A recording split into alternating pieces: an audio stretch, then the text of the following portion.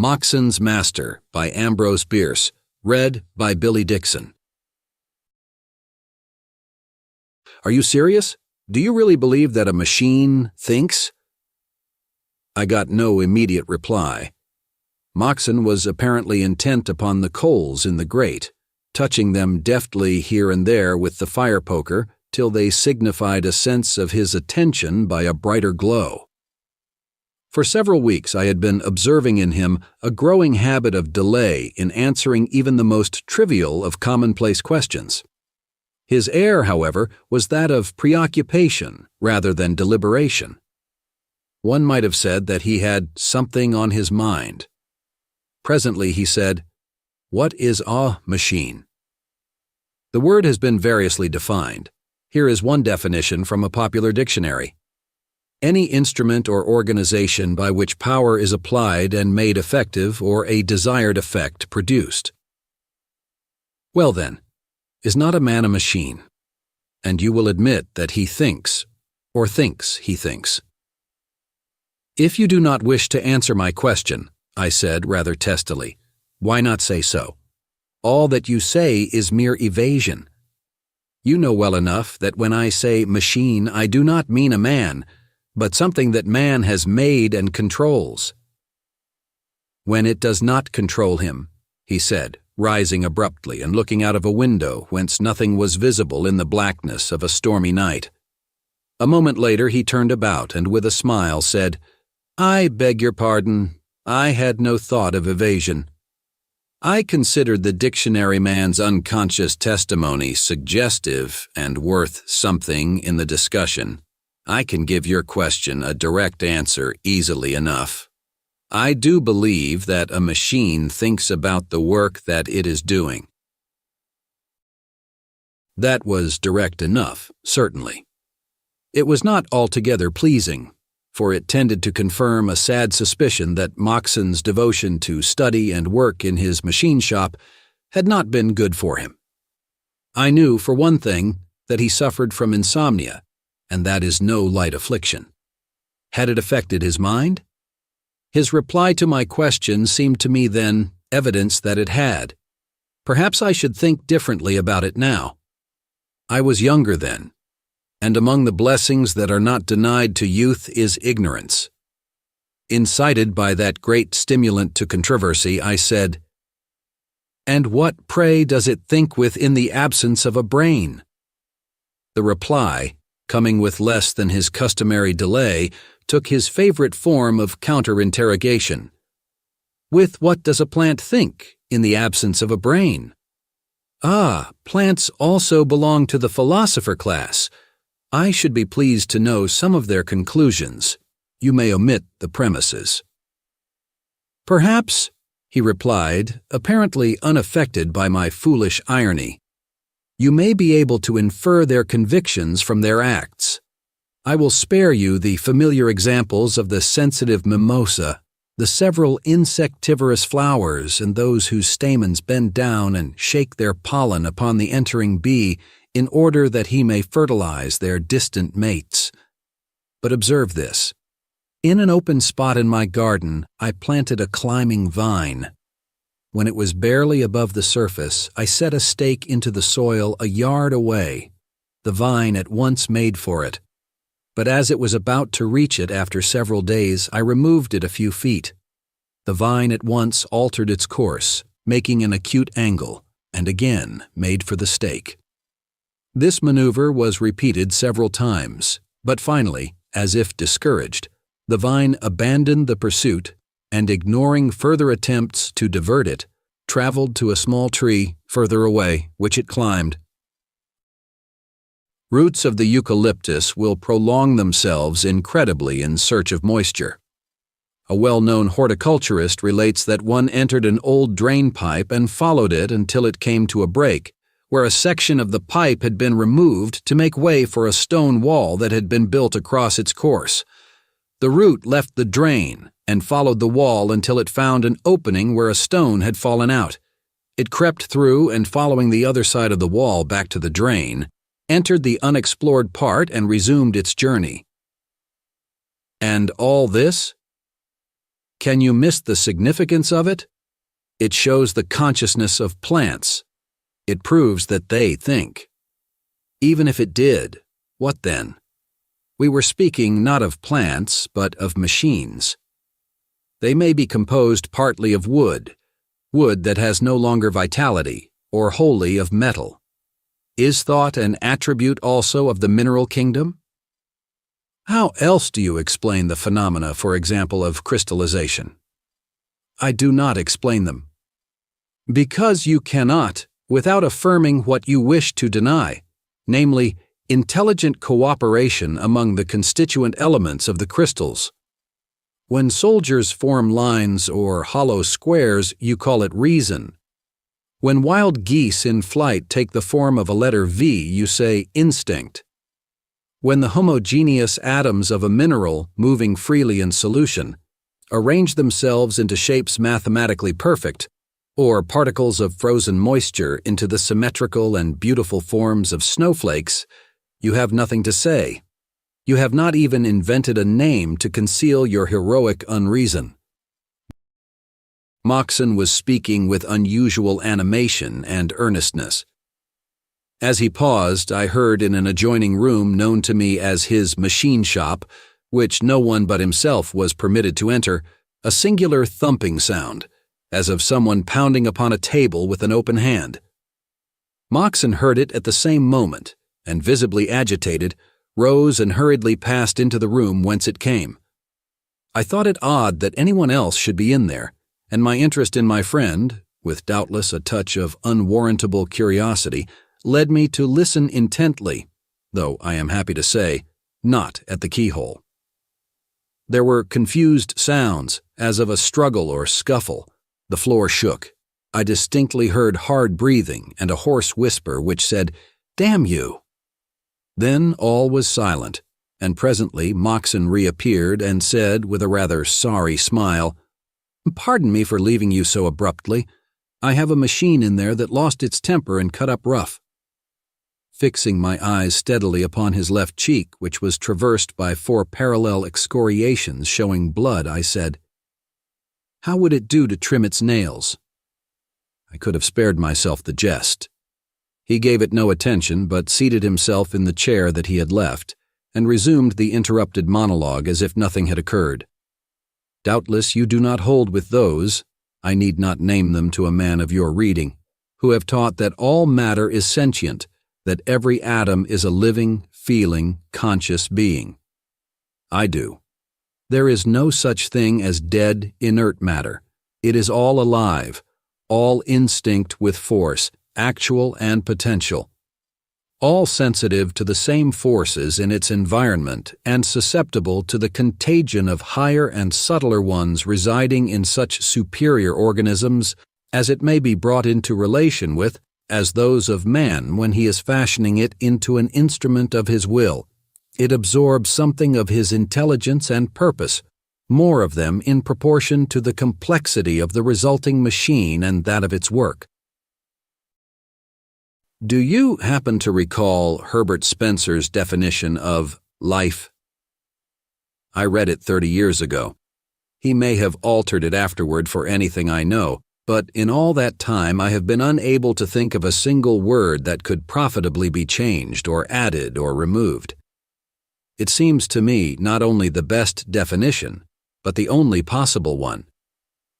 Life, he says, is a definite combination of heterogeneous changes, both simultaneous and successive, in correspondence with external coexistences and sequences. That defines the phenomenon, I said, but gives no hint of its cause. That, he replied, is all that any definition can do. As Mill points out, we know nothing of cause except as an antecedent, nothing of effect except as a consequent. Of certain phenomena, one never occurs without another, which is dissimilar. The first in point of time we call cause, the second, effect. One who had many times seen a rabbit pursued by a dog, and had never seen rabbits and dogs otherwise, would think the rabbit the cause of the dog. But I fear, he added, laughing naturally enough, that my rabbit is leading me a long way from the track of my legitimate quarry, I am indulging in the pleasure of the chase for its own sake. What I want you to observe is that in Herbert Spencer's definition of life, the activity of a machine is included. There is nothing in the definition that is not applicable to it. According to this sharpest of observers and deepest of thinkers, if a man during his period of activity is alive, so is a machine when in operation. As an inventor and constructor of machines, I know that to be true.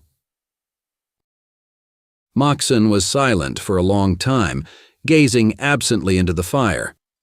It was growing late, and I thought it time to be going, but somehow I did not like the notion of leaving him in that isolated house, all alone except for the presence of some person of whose nature my conjectures could go no further than that it was unfriendly, perhaps malign. Leaning toward him and looking earnestly into his eyes while making a motion with my hand through the door of his workshop, I said, "Moxon, whom have you in there?" Somewhat to my surprise, he laughed lightly and answered without hesitation, "Nobody. The incident that you have in mind was caused by my folly in leaving a machine in action with nothing to act upon while I undertook the interminable task of enlightening your understanding. Do you happen to know that consciousness is the creature of rhythm?" "Oh, bother them both," I replied, rising and laying hold of my overcoat. "I'm going to wish you good night, and I'll add the hope that the machine which you inadvertently left in action will have her gloves on the next time you think it needful to stop her." Without waiting to observe the effect of my shot, I left the house. Rain was falling, and the darkness was intense.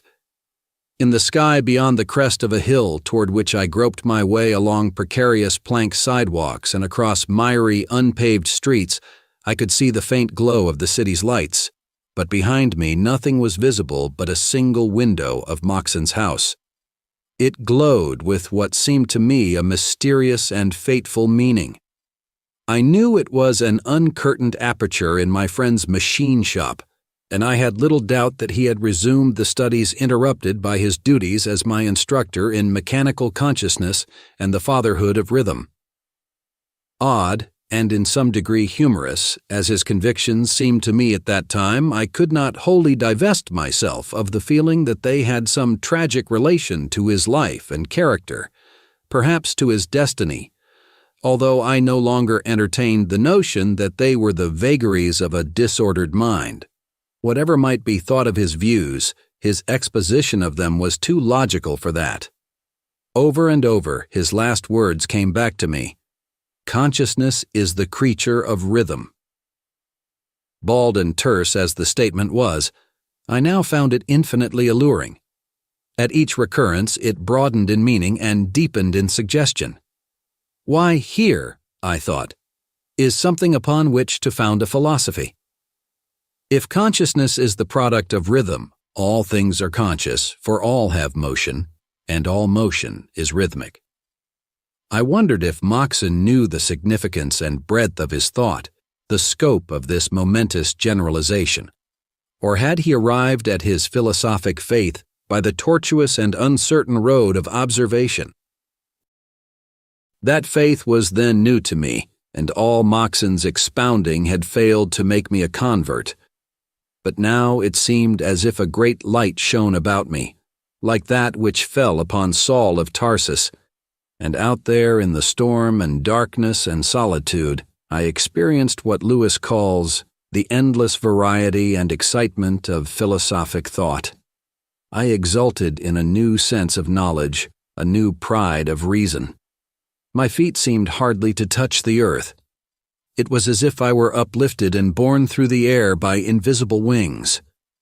Yielding to an impulse to seek further light from him, whom I now recognized as my master and guide, I had unconsciously turned about, and almost before I was aware of having done so, found myself again at Moxon's door. I was drenched with rain, but felt no discomfort. Unable in my excitement to find the doorbell, I instinctively tried the knob. It turned, and entering, I mounted the stairs to the room that I had so recently left. All was dark and silent. Moxon, as I had supposed, was in the adjoining room, the machine shop. Groping along the wall until I found the communicating door, I knocked loudly several times, but got no response, which I attributed to the uproar outside, for the wind was blowing a gale and dashing the rain against the thin walls in sheets. The drumming upon the shingle roof spanning the unsealed room was loud and incessant. I had never been invited into the machine shop, had indeed been denied admittance, as had all others, with one exception. A skilled metal worker of whom no one knew anything except that his name was Haley and his habit, silence. But in my spiritual exaltation, discretion and civility were alike forgotten, and I opened the door. What I saw took all philosophical speculation out of me in short order. Moxon sat facing me at the farther side of a small table, upon which a single candle made all the light that was in the room. Opposite him, his back toward me, sat another person. On the table between the two was a chessboard. The men were playing. I knew little of chess, but as only a few pieces were on the board, it was obvious that the game was near its close. Moxon was intensely interested, not so much, it seemed to me, in the game as in his antagonist, upon whom he had fixed so intent a look that, standing though I did directly in the line of his vision, I was altogether unobserved. His face was ghastly white, and his eyes glittered like diamonds. Of his antagonist, I had only a back view, but that was sufficient. I should not have cared to see his face. He was apparently not more than 5 feet in height, with proportions suggesting those of a gorilla. A tremendous breadth of shoulders, thick, short neck, and broad, squat head, which had a tangled growth of black hair and was topped with a crimson fez. A tunic of the same color, belted tightly to the waist, reached the seat, apparently a box, upon which he sat. His legs and feet were not seen. His left forearm appeared to rest in his lap. He moved his pieces with his right hand, which seemed disproportionately long. I had shrunk back and now stood a little to one side of the doorway and in shadow.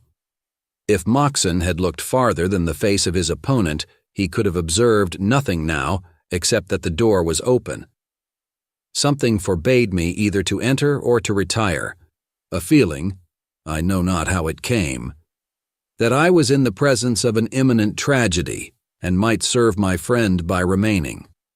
With a scarcely conscious rebellion against the indelicacy of the act, I remained.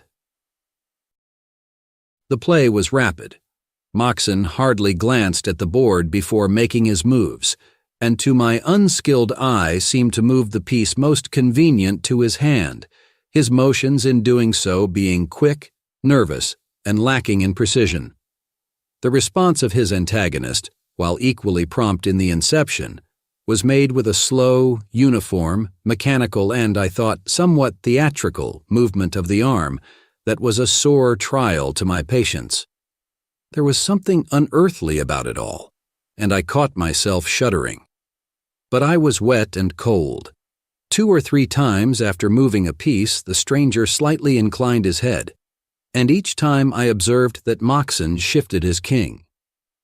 All at once the thought came to me that the man was dumb, and then that he was a machine, an automaton chess player. Then I remembered that Moxon had once spoken to me of having invented such a piece of mechanism, though I did not understand that it had actually been constructed.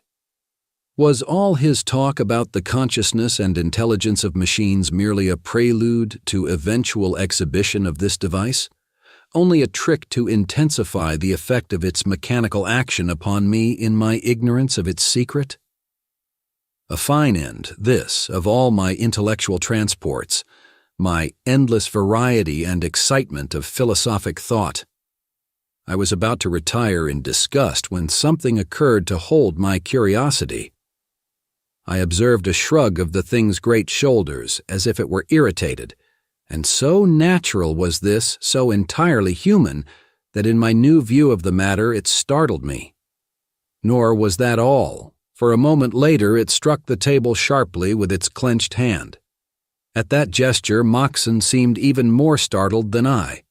He pushed his chair a little backward, as in alarm. Presently, Moxon, whose play it was, raised his hand high above the board, pounced upon one of his pieces like a sparrowhawk, and with the exclamation, "Checkmate!" rose quickly to his feet and stepped behind his chair. The automaton sat motionless. The wind had now gone down, but I heard, at lessening intervals and progressively louder, the rumble and roll of thunder. In the pauses between, I now became conscious of a low humming or buzzing which, like the thunder, grew momentarily louder and more distinct. It seemed to come from the body of the automaton and was unmistakably a whirring of wheels. It gave me the impression of a disordered mechanism which had escaped the repressive and regulating action of some controlling part, an effect such as might be expected if a pawl should be jostled from the teeth of a ratchet wheel. But before I had time for much conjecture as to its nature, my attention was taken by the strange motions of the automaton itself. A slight but continuous convulsion appeared to have possession of it. In body and head, it shook like a man with palsy or an ague chill, and the motion augmented every moment until the entire figure was in violent agitation. Suddenly it sprang to its feet, and with a movement almost too quick for the eye to follow, shot forward across table and chair, with both arms thrust forth to their full length, the posture and lunge of a diver. Moxon tried to throw himself backward out of reach, but he was too late. I saw the horrible thing's hands close upon his throat, his own clutch its wrists. Then the table was overturned, the candle thrown to the floor and extinguished, and all was black dark. But the noise of the struggle was dreadfully distinct, and most terrible of all were the raucous squawking sounds made by the strangled man's efforts to breathe. Guided by the infernal hubbub, I sprang to the rescue of my friend, but had hardly taken a stride in the darkness when the whole room blazed with a blinding white light that burned into my brain and heart and memory a vivid picture of the combatants on the floor, Moxon underneath, his throat still in the clutch of those iron hands, his head forced backward, his eyes protruding, his mouth wide open and his tongue thrust out, and, horrible contrast, upon the painted face of his assassin, an expression of tranquil and profound thought, as in the solution of a problem in chess. This I observed, then all was blackness and silence. 3 days later I recovered consciousness in a hospital. As the memory of that tragic night slowly evolved in my ailing brain, recognized in my attendant Moxon's confidential workman, Haley. Responding to a look, he approached, smiling. "Tell me about it," I managed to say faintly. "All about it." "Certainly," he said. "You were carried unconscious from a burning house, Moxon's. Nobody knows how you came to be there. You may have to do a little explaining. The origin of the fire is a bit mysterious, too. My own notion is that the house was struck by lightning. And Moxon? Buried yesterday, what was left of him." Apparently, this reticent person could unfold himself on occasion. When imparting shocking intelligence to the sick, he was affable enough. After some moments of the keenest mental suffering, I ventured to ask another question. "Who rescued me?" "Well, if that interests you, I did." "Thank you, Mr. Haley, and may God bless you for it. Did you rescue also that charming product of your skill, the automaton chess player that murdered its inventor?" The man was silent a long time, looking away from me. Presently he turned and gravely said, "Do you know that?" "I do," I replied. "I saw it done. That was many years ago. If asked today, I should answer less confidently." Thank you for listening to this audiobook. If you enjoyed this story, don't forget to give it a thumbs up and subscribe to our channel so you don't miss our next uploads. See you in the next audiobook.